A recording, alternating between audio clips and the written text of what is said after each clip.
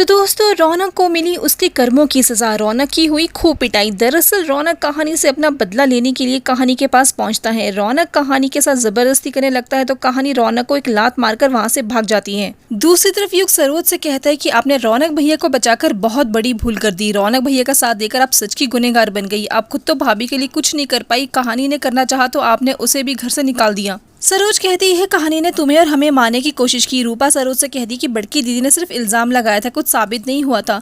युग सरोज से कहता है कि आपको क्या लगता है भैया अब सुधर जाएंगे? वो ऐसा कुछ नहीं करेंगे, वो इससे भी बड़ा पाप करने वाले हैं और इसके जिम्मेदार आप होंगी। जीवन साथी से बिछड़ने का दुख आपसे ज्यादा और कोई नहीं जानता। क्या आप वही दुख हमारी किस्मत में लिखना चाहती हैं? फिर सरोज कहती है कि कहानी मुसीबत में है, उसको बचाओ।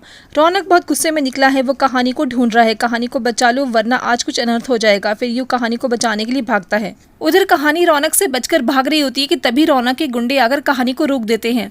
फिर रौनक आता है और गुंडों से कहता है कि ऐसे नहीं मानेगी, इसे गोदाम लेकर चलो। रौनक अपने गुंडों को वहां से भेजता और कहानी से जबरदस्ती करने लगता है। तभी युग आता और कहानी को रौनक से बचा लेता है और साथ ही रौनक को एक जोरदार थप्पड़ मारता है। रौनक सोचता है ये हमारा भाई है या स्पाई है, जहां जाते हैं वहां आ जाता है। इसके बाद युग रौनक को बहुत मारता और कहता है कि आज जो आपने किया है उसके बाद हमारे सारे रिश्ते खत्म हो गए। आपने कहानी को अपने गंदे हाथों से छुआ कैसे? कहानी युग को रोकती है पर युग रौनक को बहुत मारता है। रौनक बेहोश हो जाता है, फिर भी युग नहीं रुकता। युग रौनक को मारने के लिए एक ड्रम उठाता है कि तभी रूपा आती है और युग के पाँव में गिरकर रौनक को छोड़ने के लिए कहती है। सरोज भी वहां पहुंचती और कहानी को गले लगाती और कहानी से कहती कि तुम फोन पर कुछ बता रही थी। कहानी चिट्ठी के बारे में बताने ही वाली होती कि तभी कहानी को ध्यान आता है कि वो चिट्ठी तो उसके पास है ही नहीं। दरअसल रौनक से अपने आप को बचाते बचाते कहानी के हाथ से वो चिट्ठी कहीं गिर जाती है। अब देखना होगा कि क्या कहानी सरोज को निशिकांत की लिखी हुई चिट्ठी सरोज को दे पाएगी या नहीं। जानने के लिए देखें नमक इश्क और इस तरह की अपडेट्स के लिए सब्सक्राइब करें हमारे चैनल टेली क्लब को।